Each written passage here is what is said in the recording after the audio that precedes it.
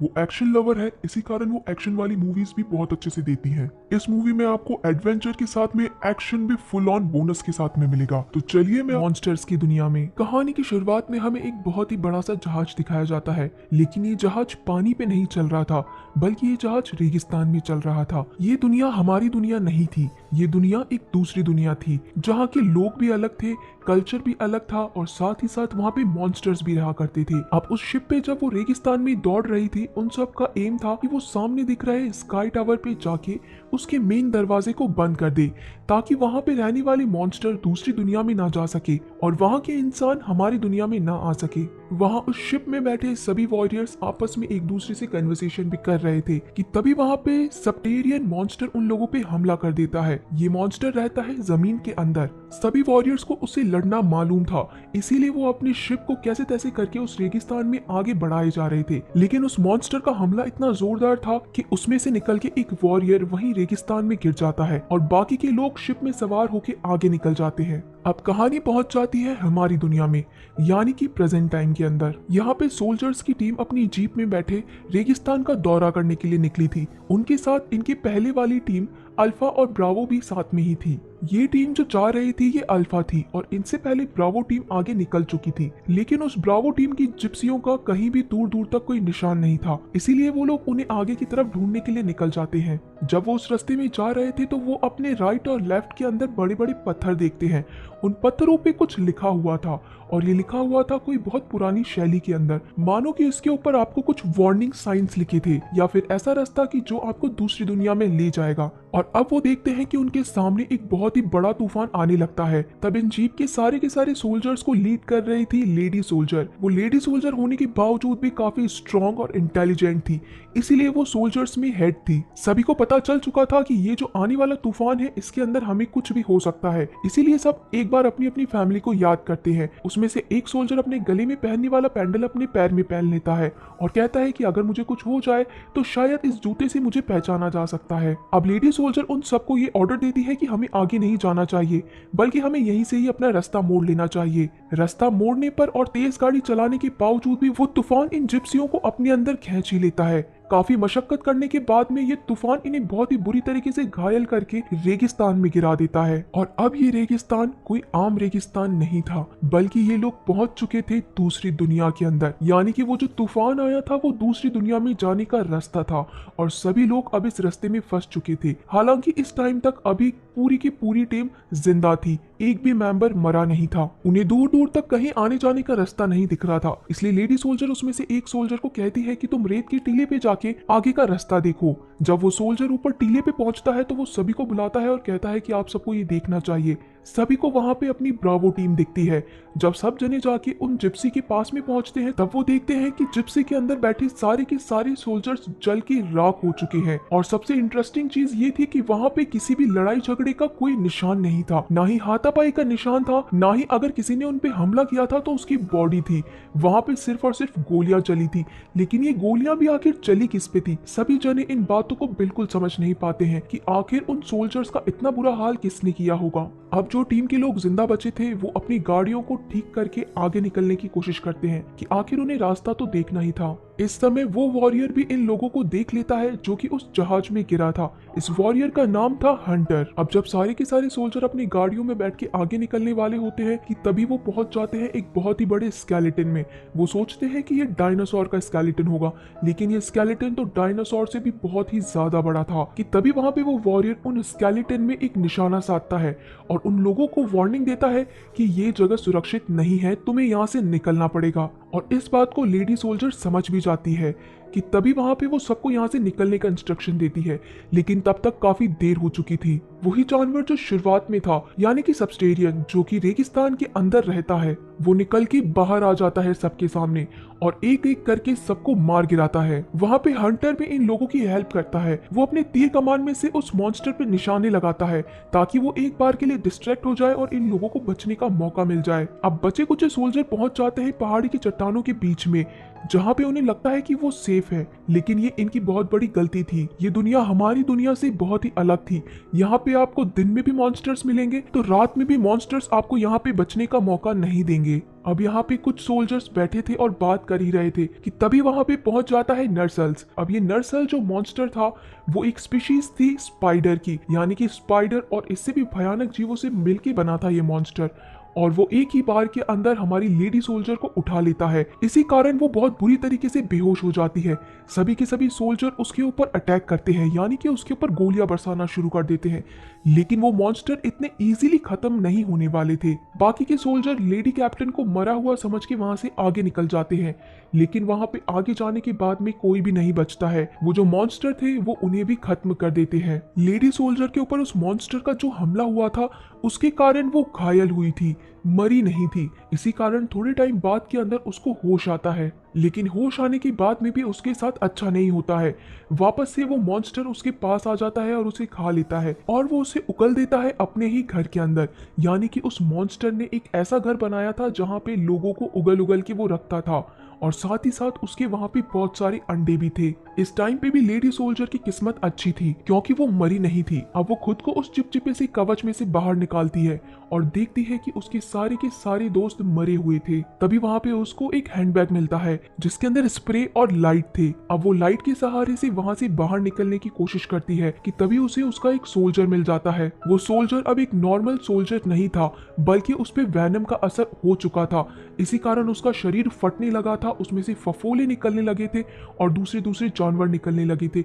इसलिए वो सोल्जर अपने कैप्टन को कहता है कि आप यहाँ से जल्दी निकल जाओ। अब जब वो आगे जाने की कोशिश करती है तो फिर से उसके सामने वही मॉन्स्टर आ जाता है। वो कैसे तैसे एक सुरंग में से ऊपर चढ़ने की कोशिश करती है जहां से उसे रोशनी दिखाई देती है। वो बहुत हद तक पहुंच भी जाती है, लेकिन फिर से उसका पैर पकड़ लेता है वही मॉन्स्टर। तभी उसके हाथ में रखी लाइट वो उसी मॉन्स्टर के मुंह के अंदर डाल देती है और वो मॉन्स्टर वहां पे जलने लगता है और वो भाग के उस सुरंग के रास्ते से ऊपर आ जाती है।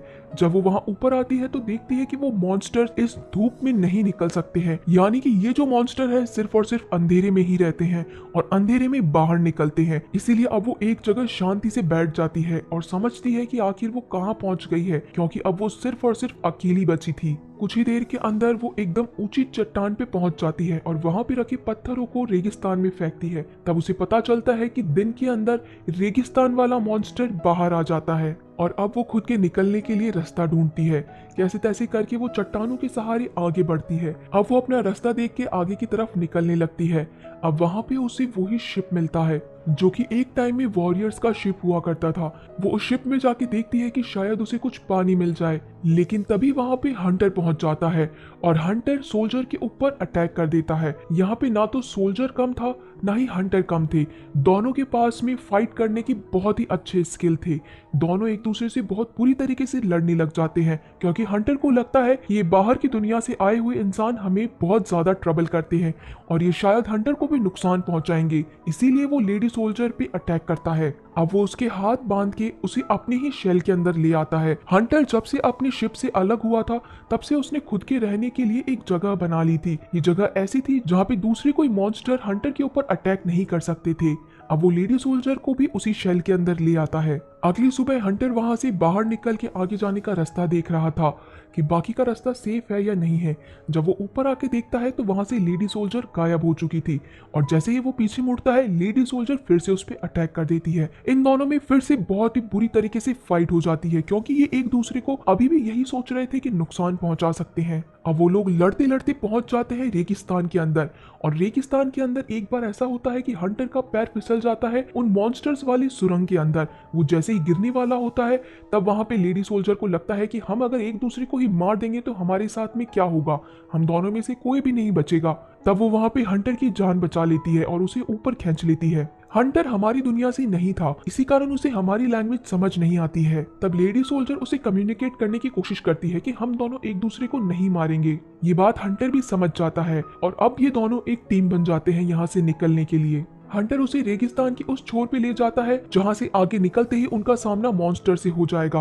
वो बताता है कि हमें सामने दूर वो स्काई टावर पे जाना है और वहां जाने के बाद में हम अपने अपने घर जा सकते हैं। तब लेडी सोल्जर उसे बताती है कि वहां आगे मेरी जिप्सी खड़ी है, अगर हम जिप्सी तक पहुंच गए तो वहां पे बहुत बड़े बड़े बॉम्ब है, हम इससे इस मॉन्स्टर को खत्म कर सकते हैं। तब हंटर उसका मजाक उड़ाता है कि इन बॉम्ब से उन मॉन्स्टर्स के ऊपर कुछ फर्क नहीं पड़ने वाला। तब वो दोनों मिलके एक प्लान बनाते हैं कि एक मॉन्स्टर को दूसरा मॉन्स्टर ही खत्म कर सकता है। तब वो बताता है कि जो मॉन्स्टर सुरंग के अंदर रहते हैं उनके पास में वैनम है, अगर हमें वो वैनम मिल जाए तो हम इस रेगिस्तान पे रहने वाले मॉन्स्टर के ऊपर अटैक करेंगे वैनम का, तो ये मॉन्स्टर मर जाएगा। अब वो लोग रात आने का इंतजार करते हैं। वहां पे लेडी सोल्जर खड़ी होती है उस रात वाले मॉन्स्टर को बुलाने के लिए। जैसे ही रात होती है और वो मॉन्स्टर अपने अपने सुरंगों में से निकल आते हैं, एक मॉन्स्टर पीछे पीछे आने लगता है उस लेडी सोल्जर के, कि तभी वहां पे जैसे ही वो आगे भागने लगती है, ऑलरेडी हंटर ने वहां पे ट्रैप बिछा रखा था और वो मॉन्स्टर उस ट्रैप के अंदर फंस जाता है। देखते ही देखते दोनों के दोनों उस मॉन्स्टर पे अटैक कर देते हैं और उसे पूरी तरीके से आधा आधा काट देते हैं। इसके साथ ही वो उसका डंक यानी कि जिसमें वैनम था उसे भी अपने साथ ले आते हैं। अब अगली सुबह उनका प्लान वहां से निकलने का था। हंटर वहां पे रात में ही उस वैनम वाले डंक को पूरी तरीके से अलग करके अपनी तीर कमान के ऊपर बांध लेता है। अब सुबह होने पे वो लोग निकल जाते हैं। सोल्जर अभी भी उस हंटर से लड़ने के लिए बिल्कुल परफेक्ट नहीं थी, इसी कारण हंटर अब सोल्जर को ट्रेनिंग देता है। वो उसे बड़े बड़े वेपन चलाने की ट्रेनिंग देता है जो कि उसके शिप के अंदर रखे थे, ताकि उन्हें आगे जाके कोई प्रॉब्लम ना हो। और अब सोल्जर पूरी तरीके से तैयार थी उस मॉन्स्टर का सामना करने के लिए। वो लोग मॉन्स्टर का ध्यान भटकाते हैं ताकि दूसरी तरफ से वो लोग भाग सके। दूसरी तरफ भागने पे जब मॉन्स्टर का ध्यान उन लोगों पे आ जाता है तो उन लोगों की प्लानिंग यही थी कि वो वैनम वाले तीर से उस मॉन्स्टर को मार गिराएंगे। और अब जब मॉन्स्टर उनके सामने आ खड़ा होता है तो वहां पे हंटर वो तीर चला देता है उस मॉन्स्टर की आंख में, लेकिन वो मॉन्स्टर अभी भी नहीं मरता है, बल्कि उसकी केवल आंख ही धुंधली होती है। इसी बीच में सोल्जर अब पहुंच जाती है अपने जिप्सी के पास में। वहां पे उसके पास में एक बड़ा सा हथियार रखा था और उसमें से वो बॉम्ब शूट कर देती है उस मॉन्स्टर के ऊपर। इससे धीरे धीरे करके वो मॉन्स्टर अब थोड़ा बहुत घायल होना शुरू करता है। दूसरी तरफ हंटर अपनी एक बहुत ही शानदार तलवार लेके उस मॉन्स्टर के ऊपर चढ़ के उसके सर में डालने वाला था। वो जब ये करने वाला था कि तभी मॉन्स्टर उसे गिरा फेंक देता है। इसी कारण हंटर बहुत दूर जा गिरता है और अब सोल्जर को ये काम करना था। अब सोल्जर चढ़ जाती है उस मॉन्स्टर के सर के ऊपर और अब देखते ही देखते सोल्जर उस मॉन्स्टर के सर में उस तलवार को पूरी तरीके से दबा देती है और फाइनली वो मॉन्स्टर अब जाके खत्म होता है। तभी वो जाके हंटर के पास पहुंचती है जो कि अब काफी ज्यादा बेहोश था। तब वो उसी मॉन्स्टर की खाल उतारती है और उसके अंदर हंटर को रख के और अपने पीठ पे बांध के वहां से आगे का सफर तय करती है। आधे रास्ते के अंदर हंटर को होश आ जाता है और अब वो दोनों आगे का रास्ता साथ में पैदल चल के करते हैं। अब काफी सफर तय करने के बाद वो पहुंच जाते हैं फॉरेस्ट एरिया के अंदर। यहाँ पे उन्हें पानी भी मिलता है, साथ ही साथ उन्हें जानवर मिलते हैं एप्सोरस। ये जानवर वेजिटेरियन थे, यानी कि ये इंसानों को नहीं खाते हैं। हंटर इसी यूनिवर्स का था, इसलिए इन्हें सारे के सारे मॉन्स्टर्स के बारे में पता था। अब उनके पास में पीने के लिए पानी भी था और खाने के लिए खाना भी था। रात होते ही वहाँ पे उन लोगों को कुछ फिर से खतरा महसूस होता है। जब वो अपनी आंखें खोलते हैं तभी वहाँ वो पाते हैं फ्लाइंग ड्रैगन उनके ऊपर उड़ रहा था। ये ड्रैगन था वेवरन, जिसका नाम था रेथलॉस। रेथलॉस के वहाँ पे आग उगलने के कारण बाकी जो एप्रेस थे यानी कि दूसरे मॉन्स्टर, वो डर के मारे वहाँ से भागने लगते हैं और तभी वहाँ पे पहुंच जाते हैं हंटर के बाकी सारे के सारे साथी। सबसे पहले उन्हें वहां पे दिखता है एडमिरल और वो उनकी मदद करने लगता है। अब जब हंटर और सोल्जर अपनी जान बचा रहे थे कि तभी वो पहुंच जाते हैं एक खाई के एज पे और तभी वहां पे हंटर के साथी पहुंच जाते हैं, हवा में झूलते हुए उसे वहां से बचा लेते हैं। लेकिन एडमिरल को लगता है कि ये दूसरी दुनिया से आई लड़की हमें नुकसान पहुंचा सकती है, इसी कारण वो उसके हाथ बांध देता है और उसे केज में रख देता है। वहां पे उससे मिलने के लिए हंटर भी आता है और सोल्जर बहुत गुस्से में अपने हाथ दिखाती है कि मेरे हाथ बांध रखे हैं। वो वहां से बाहर निकलने की तरकीब सोचती है। तभी जिस केज में वो थी वहां जमीन पे एक दूसरी जगह निकलने का रास्ता था और वो उसका दरवाजा खोल के जहाज के निचले हिस्से में पहुंच जाती है। ये निचला हिस्सा एक तरीके से किचन था और इस किचन का जो शेफ था वो था एक बिल्ला। अब आखिर अगर हम दूसरी दुनिया में हैं तो हमें इस बात पे हैरत नहीं करना चाहिए कि एक बिल्ला भी शेफ हो सकता है। और तभी वो बाकी लोगों के सामने पहुंच जाती है। अब एडमिरल अब सोल्जर के हाथों को खोलता है और ये बताता है कि मुझे हंटर ने बताया कि तुम एक अच्छी लड़की हो। तब सोल्जर उसकी बात सुन और समझ पा रही थी। तब वो एडमिरल से पूछती है कि आपको मेरी भाषा कैसे आती है। तब उसे वो हर चीज बताने लगता है कि तुम यहाँ पे तुम्हारी दुनिया से आने वाली पहली इंसान नहीं हो, यहाँ पे और भी बहुत लोग आ चुके हैं काफी समय पहले, इसी कारण मुझे उनकी लैंग्वेजेस पता है। अब सोल्जर वहां पे पूछती है कि मैं आखिर कहां पर हूं और मैं यहाँ पे कैसे पहुंची हूं। तब एडमिरल उसे एक बुक की तरफ इशारा करता है और सारी की सारी चीज बताने लगता है। वो कहता है कि यहाँ पे बहुत सालों पहले एक प्राचीन सभ्यता थी। उस प्राचीन सभ्यता के लोग काफी एडवांस टेक्नोलॉजी यूज किया करते थे। उन लोगों ने ये टेक्नोलॉजी बनाई थी कि वो अपने साथ में तुम्हारी दुनिया में भी ट्रेवल कर सकते हैं, लेकिन उनकी टेक्नोलॉजी इतनी ज्यादा एडवांस थी कि उन लोगों ने खुद ही को ही खत्म कर लिया। लेकिन ये रास्ता कभी बंद नहीं हुआ और सामने जो स्काई टावर है ये सारे लोग वहीं पे रहा करते थे। तो इसका मतलब है कि वहां से बाहर जाने का रास्ता सिर्फ और सिर्फ स्काई टावर ही है। और हम लोग भी नहीं चाहते कि तुम्हारी दुनिया से लोग यहाँ आए और दूसरी चीज कि यहाँ के मॉन्स्टर्स तुम्हारी दुनिया में चले जाएं। हमारा मिशन यही था कि हम वहाँ पे स्काई टावर पे जाके वो रास्ता हमेशा हमेशा के लिए बंद कर दे। लेकिन इसी बीच के अंदर हमारे ऊपर उन मॉन्स्टर्स ने हमला कर दिया था। यही कारण था कि हमारा पहला मोटो था कि अपने लोगों को बचाना और जहाज की मरम्मत करना। और इस बीच में हमसे हंटर भी अलग हो गया था। लेकिन अब हम ये मिशन वापस शुरू करेंगे। तुम अपने घर जा सकती हो, लेकिन तुम्हें हमारी मदद करनी होगी। अब अगली सुबह हंटर और सोल्जर उस जहाज को छोड़कर आगे की तरफ का सफर तय करते हैं। अब जब वो स्काई टावर पे पहुंच जाते हैं तो वहां तक का रास्ता तो आसान था, लेकिन वहां से निकलने का रास्ता उतना ही मुश्किल था। अब वहां पे वही पत्थर थे जो कि पहले भी हमने देखे थे, जिन पे दूसरी लैंग्वेज के अंदर साइंस लिखे हुए थे। अब वो स्काई टावर अपने ही अंदर बहुत सारी बिजली बना रहा था और ये बिजली चमकने के कारण तूफान बनता है। वहां पे काफी तेज बारिश भी हो रही थी और देखते ही देखते वहां पे रेथलॉस पहुंच जाता है। एडमिरल उन सबको बताता है कि इससे लड़ने का सिर्फ और सिर्फ एक ही तरीका है कि जब रेथलॉस आग उगलता है जस्ट उससे पहले ही वो कमजोर होता है और वो इतना कमजोर होता है कि हम उसे मार सकते हैं। आग उगलने से पहले जब वो आग बनाता है इसी दौरान वो कमजोर पड़ता है और हम उसे इसी दौरान मार सकते हैं। रेथलॉस वहाँ पे शिप के वॉरियर्स के ऊपर हमला करता है और वहाँ पे आग उगलना शुरू कर देता है। अब सभी के सभी रेथलॉस के ऊपर हमला करने वाले थे। तभी वहाँ पे एडमिरल सबसे पहले जमीन के अंदर अपनी तलवार गाड़ता है ताकि वहाँ पे एक आग का ब्लास्ट हो और अब सभी अपनी अपनी तलवारें लेके उस रेथलॉस पे हमला करते हैं ताकि उसको पकड़ ले और उसके आग बनाने के कारण ही वहाँ पे तूफान बन जाता है और ये तूफान ही दूसरी दुनिया में जाने का रास्ता था। सोल्जर वहाँ से निकलने की काफी कोशिश करती है, लेकिन रेथलॉस उसके ऊपर भी आग उगलता है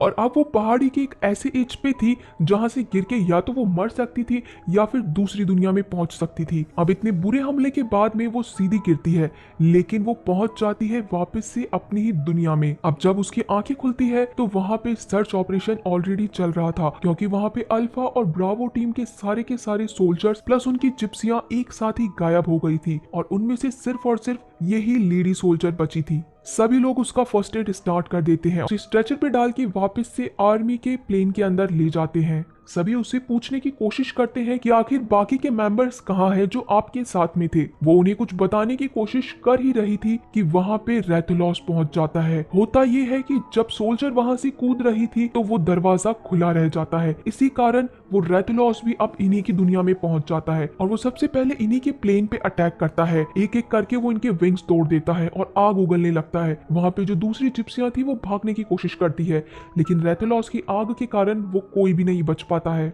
सोल्जर वहां पे उठ खड़ी होती है क्योंकि उसे ही पता था कि इसे कैसे मारा जा सकता है और अब सोल्जर के पास कुछ हथियार भी आ गए थे क्योंकि वो वापस से प्लेन में थी। सोल्जर उस प्लेन में से छोटे छोटे बॉम्ब ले लेती है जिसे अगर वहां पे फोड़ा जाए तो वो बहुत ही बुरी तरीके से ब्लास्ट करता है। तभी वो अपने हाथों पे पहने हुए वेपन से मॉन्स्टर के ऊपर वार करती है। जैसे ही वो मॉन्स्टर आग उगलने के लिए अपना मुंह खोलता है उससे पहले ही वो बॉम्ब उसके अंदर जा चुके थे और आग उगलने से पहले वो थोड़ा कमजोर था, इसी कारण वो ब्लास्ट हो जाता है। सोल्जर को लगता है कि उसने उस मॉन्स्टर को मार दिया है, लेकिन वो गलत थी। इतनी जल्दी वो मॉन्स्टर नहीं मरने वाला था और वो मॉन्स्टर वापस खड़ा हो जाता है कि तभी वो देखती है कि वहां पे हंटर उसके ऊपर अटैक करने लगता है और दूसरी तरफ से हंटर तीर कमानों के साथ में उसके ऊपर लगातार एक के बाद एक खूब सारे अटैक कर देता है। इसी अटैक के कारण आखिरकार जाके वो मॉन्स्टर गिर ही जाता है और जलने लगता है खुद ही की आग में। तब वहां पे एडमिरल भी पहुंच जाता है और वो कहता है कि अभी ये रास्ता पूरी तरीके से बंद नहीं हुआ है और ये बड़े बड़े मॉन्स्टर अब तुम्हारी दुनिया में आने वाले थे। और देखते ही देखते वो अपनी आंखों के सामने बड़ा सा तूफान आता हुआ देखते हैं और इस तूफान के कारण वापस से एक और रेथेलॉस इस दुनिया में आने वाला था। तभी वहां पे सोल्जर, हंटर और एडमिरल सोचते हैं कि हमें इन सब का सामना करना पड़ेगा, नहीं तो ये पूरी की पूरी दुनिया खत्म हो जाएगी। और अब वो तीनों इस दूसरे रेथेलॉस को मारने के लिए निकल पड़ते हैं। कहानी के पोस्ट क्रेडिट सीन में हमें दिखाया जाता है कि जो दूसरी दुनिया थी वहां के मॉन्स्टर से लड़ने के लिए जो हमने एक शेफ बिल्ला देखा था वो इनके ऊपर अटैक कर रहा था, लेकिन साथ ही साथ एक एनॉयमस भी इन सारी चीजों को देख रहा था। अब ये आखिर कौन था? ये इन्हीं की दुनिया का इंसान था या फिर हमारी दुनिया का इंसान था? और ये अलग से पीछे खड़ा होकर क्या चीज ऑब्जर्व कर रहा था? इन सब चीजों का अंदाजा तो हमें तभी पता चलेगा जब हमारे पास वापस से कोई नई मूवी आए।